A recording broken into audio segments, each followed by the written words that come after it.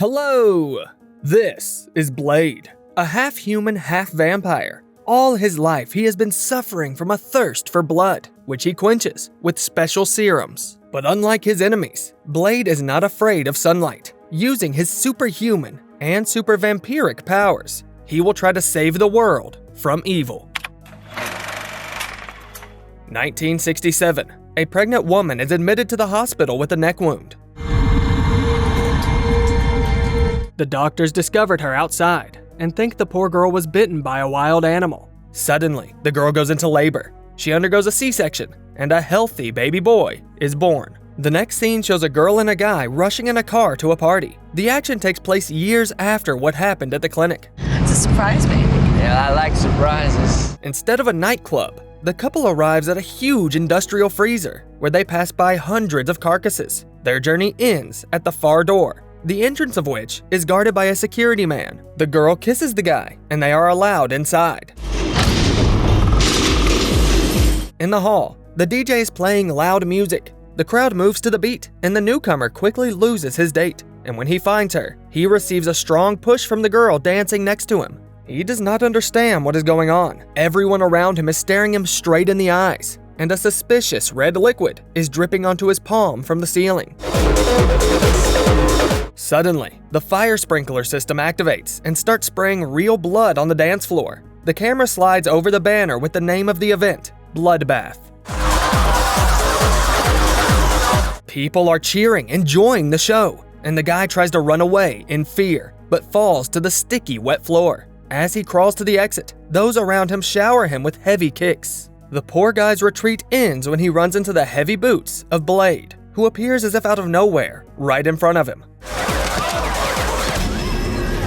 The blood stops dripping from the ceiling, and the vampires start to realize that their party is not going according to plan. The vampire hunter proceeds to methodically exterminate the bloodsuckers. Shotguns, submachine guns, and stakes come into play. The vampires scatter in fear, and the guards are unable to stop or even slow down the hero. Eventually, one last, most desperate group of bloodsuckers tries to stop Blade. He slays them with his sword. Only their leader survives, whom the protagonist first stakes to the wall and then sets on fire. When the police arrive on the scene, they only discover a burning corpse and a frightened kid who did not manage to leave the bloodbath. Blade quietly leaves the improvised nightclub and disappears into the night. Got a charred cadaver here for you. The fried vampire is taken to the hospital. There, he is examined by doctors who begin an autopsy. The bloodsucker doesn't like this turn of events. He rises from the dead and first attacks the male nurse and then the female doctor. She has come to the autopsy to examine the oddities found in the blood of the admitted patient. The girl is unaware that they are dealing with an actual vampire. The doctor fails to escape from the assailant, and he bites her in the neck. Suddenly, Blade appears in the hospital corridor and chops off the vampire's arm. The bloodsucker decides to retreat and jumps out of the hospital window. The fall does him no harm, and the foul creature flees. Blade is about to finish off the infected victim when he suddenly remembers the pregnant girl who died at the beginning of the story. From his memories, it becomes clear that she was his mother. The hero puts down his gun, takes the wounded woman, and runs away. The police shoot after him. Together they ride to the secret hideout, where they meet Abraham Whistler, Blade's friend, mentor, and partner in the fight against vampires. Bringing home strays now. The old man thinks the girl should be finished off, because she may soon turn into a bloodsucker. Blade says he couldn't do it. On the name tag, Whistler reads the doctor's name, Karen Johnson. He says he's going to inject Karen with something that should slow down or prevent the transformation. Garlic. The procedure is quite painful. Meanwhile, the Council of Vampire Elders discusses what happened at the Bloodbath party. The main bloodsucker says that it was all the doing of Blade, the vampire hunter, half-blood, and daywalker, as they call him. He summons Deacon Frost, a young and ambitious leader of one of the vampire gangs, to investigate the matter. They also call him a half-blood because the guy wasn't born a vampire, he was turned.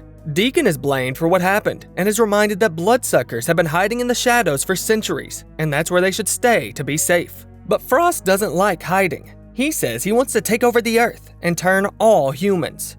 Deacon believes he is part of the next stage of evolution, and with threats, the guy leaves the meeting.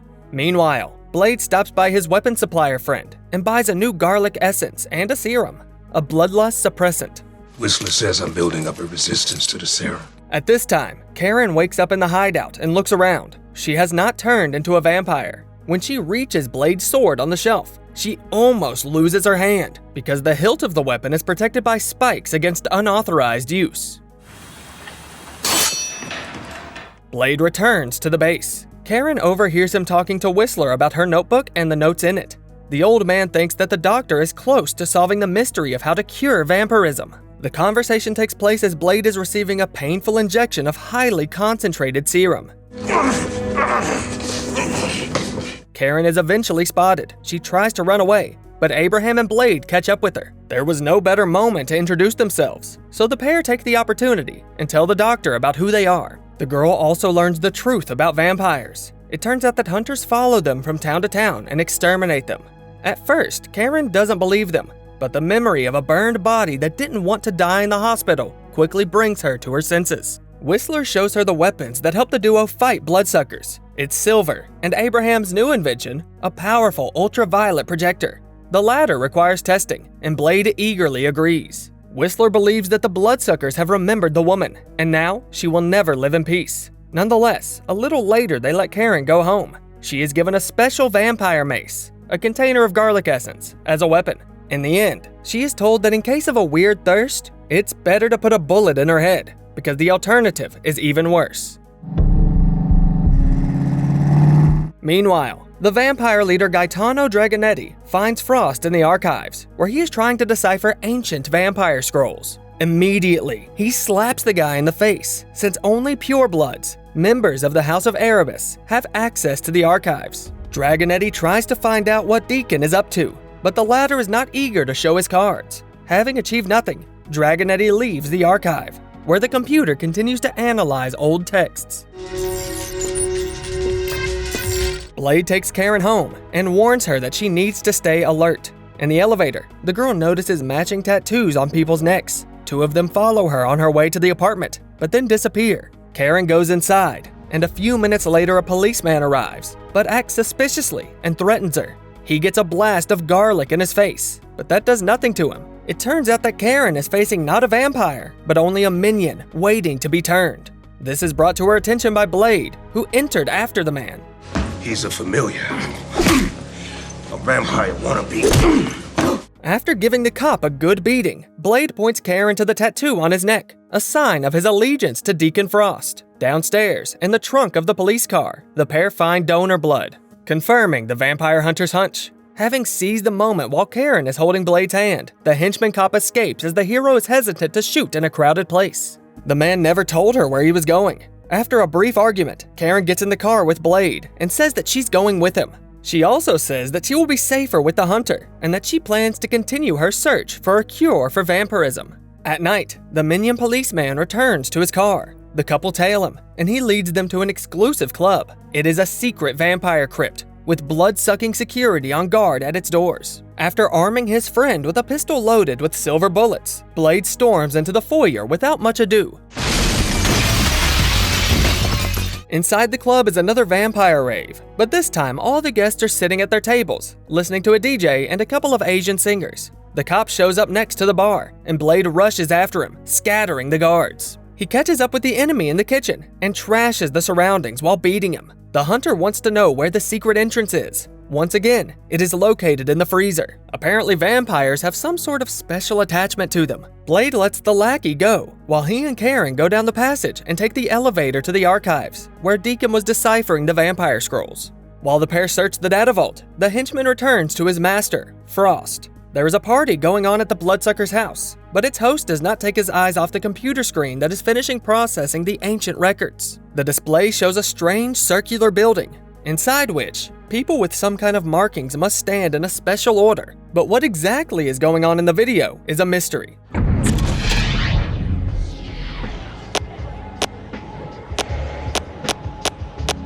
At this moment, the lackey comes to Deacon. He tells his master about Blade and his friend, whom the hunter basically used as bait. At first, Frost calmly listens, but then lunges at the guy with a sharp movement and drinks up all his blood. The policeman's body is sent swimming in the pool at the center of the room. The previously thoroughly fried vampire Wayne is also at the party. Ironically, he turns out to be Frost's right-hand man. Wayne's own hand was cut off by Blade in the hospital. Deacon orders his subordinate to capture the hunter alive. In the depths of the archive, foul smell leads Karen and Blade to a nasty archivist named Pearl, who looks suspiciously like Jabba the Hutt. When the pair approach him, he is in the middle of explaining to Frost the meaning of the scheme that he found. It turns out to be a secret ritual. You will need 12 purebloods to make the ritual work. Upon seeing Blade, Pearl passes gas in fear. He communicates with Deacon by video link and screams that he is about to be killed. But Frost does not particularly care, merely telling the archivist to try and die with dignity. Blade and Karen torture Pearl with the new ultraviolet lamp, extracting information about the ritual from him. The man's not particularly cooperative, so he gets a smooth and crispy crust on his pale skin from 2 charges.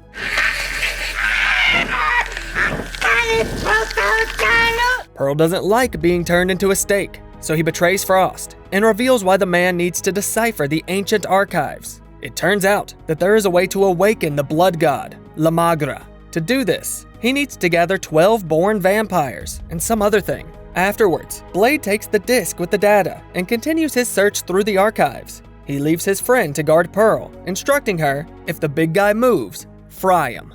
The hunter finds a closed door and decides to blow it up, despite the shouts of the archivist. Karen doesn't like shouting, so she blasts Pearl with an ultraviolet flashlight.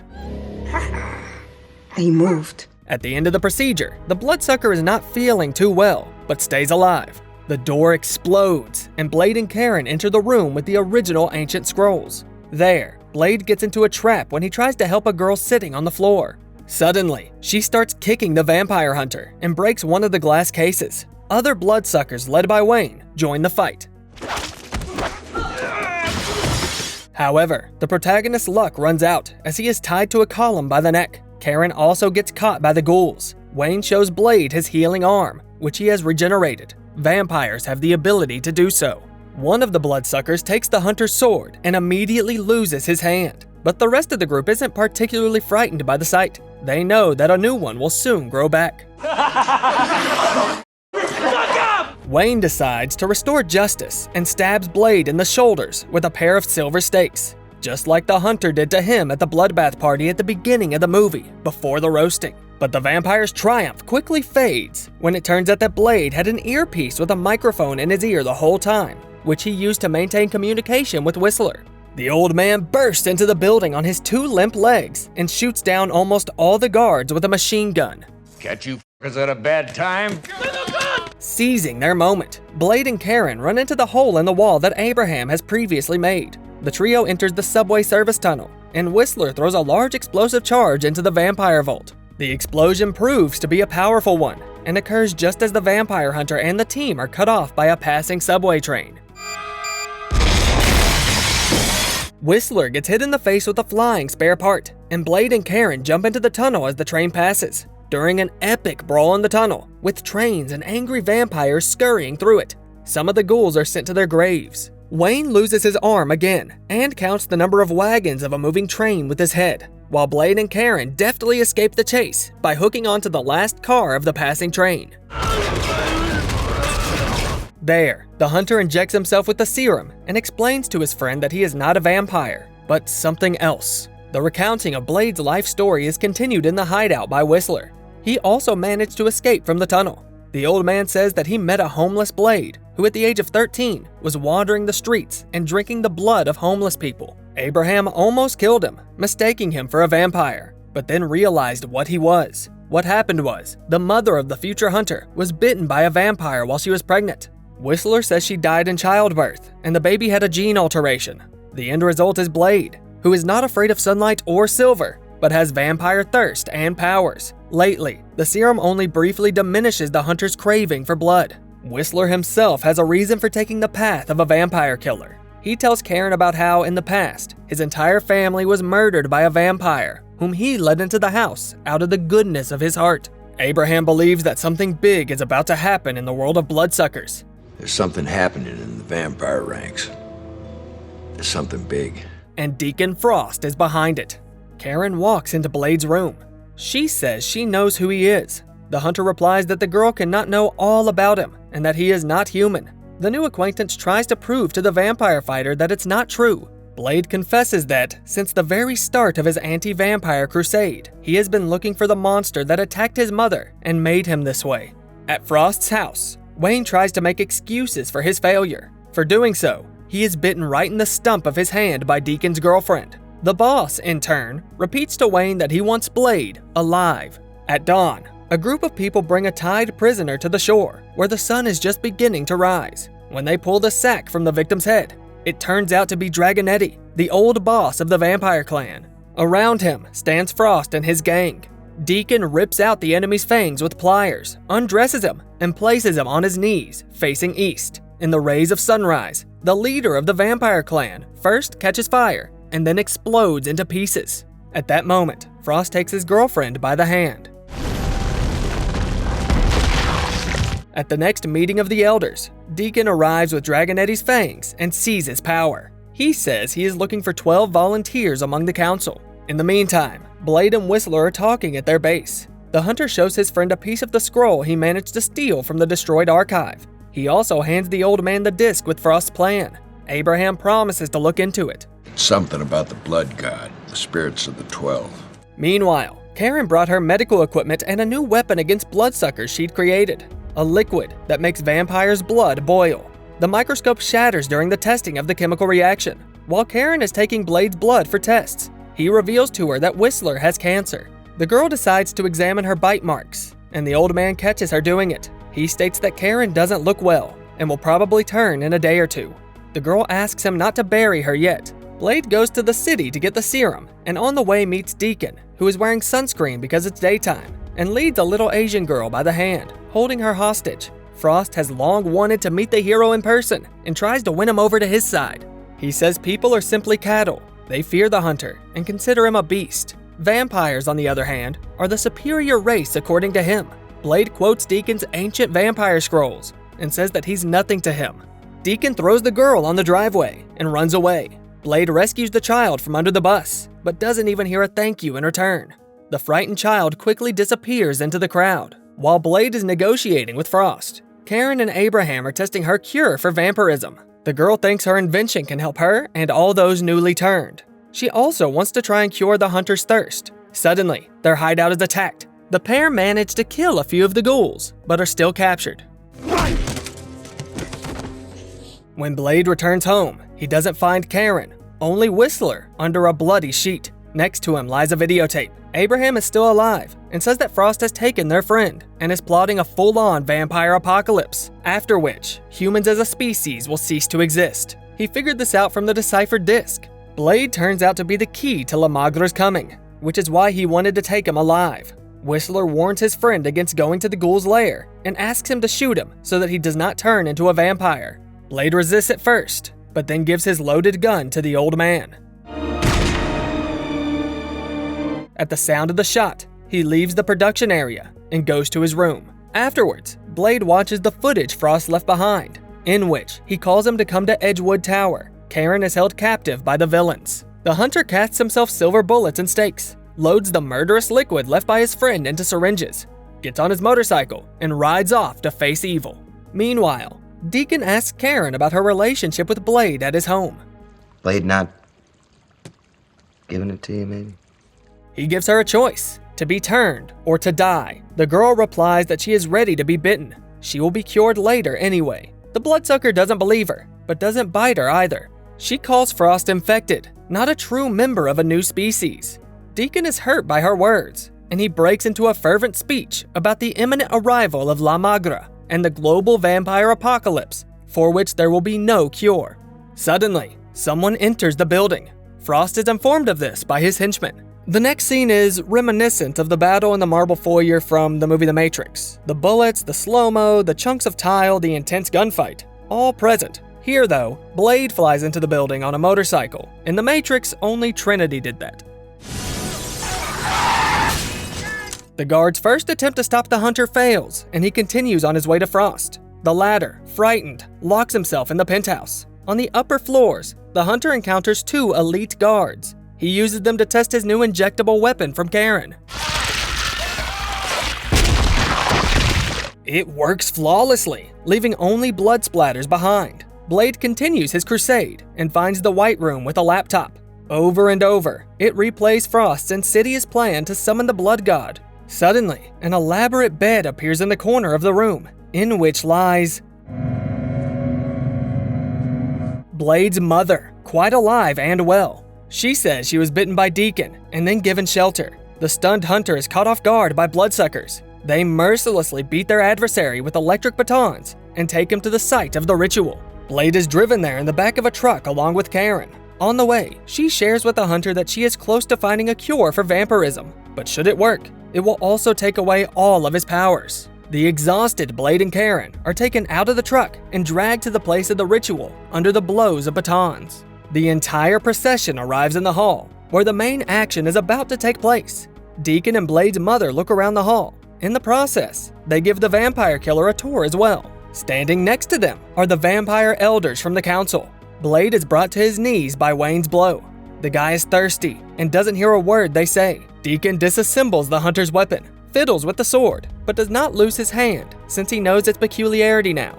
He then finds vials of liquid that make the vampire's blood boil, but mistakes it for the serum and throws it into the far end of the hall. Karen is then dumped into a dungeon with a half-feral blind ghoul that looks more like a zombie. Tell me, Karen, do you ever have second thoughts about us? She recognizes him as her co-worker from the clinic, who was turned. He's awkwardly trying to settle some long-standing issues. The guy isn't very nimble, so he falls to the floor after just a couple of blows with a heavy bone. The girl leaves the basement safely and goes in search of the hunter. In the meantime, Blade is put into a huge construction resembling a juicer. His mother leads him there. Before parting, she tries to apologize to her son and calls him by his first name, Eric. Afterwards, she tells him with pleasure about the murder she committed and says she has long ceased to be human, having given in to the lust for blood. The woman closes the camera with a push of a button. The ceremony begins. The council members are arranged in a circle while blood flows out of Blade. It fills special cavities in the walls.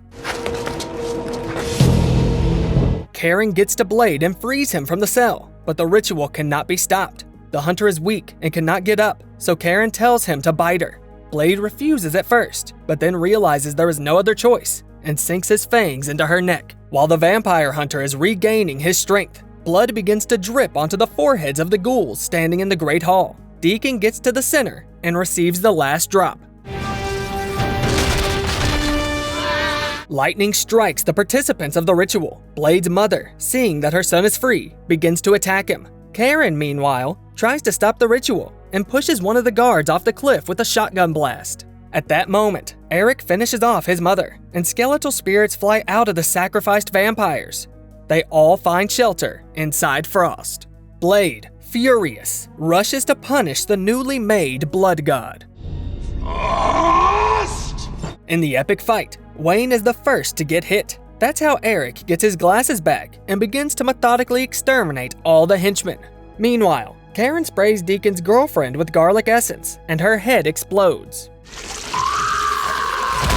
Finally, Blade gets to Frost. The pair fight on swords, and at one point the hunter even cuts the mighty bloodsucker in half. But the vampire god's regeneration proves mightier than the notorious titanium of which the weapon is made.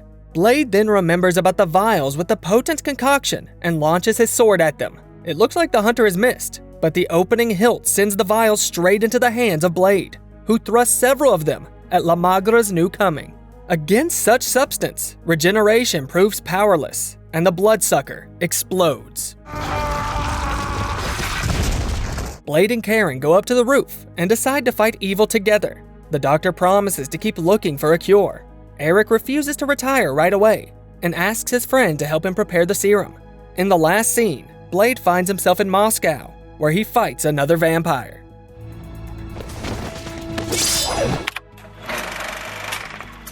The movie made more than 3 times its budget at the box office alone. As for Deacon Frost, he turned out to be such a charismatic villain that it was planned to make a separate trilogy about him. In the end, the idea was abandoned, but instead it was Blade who received 2 sequels. The film, by the way, is set not just in a random city, but in New Orleans. Attentive viewers can learn this from the map of the region, which Eric holds in his hands during the scene of Karen and Whistler's first meeting. As always, look for the title of the movie in the video description. In the meantime, let us know in the comments. Who do you think is the most powerful vampire you've ever seen on screen? And don't forget to like this video and subscribe to the channel so that more awesome stories come out as often as possible.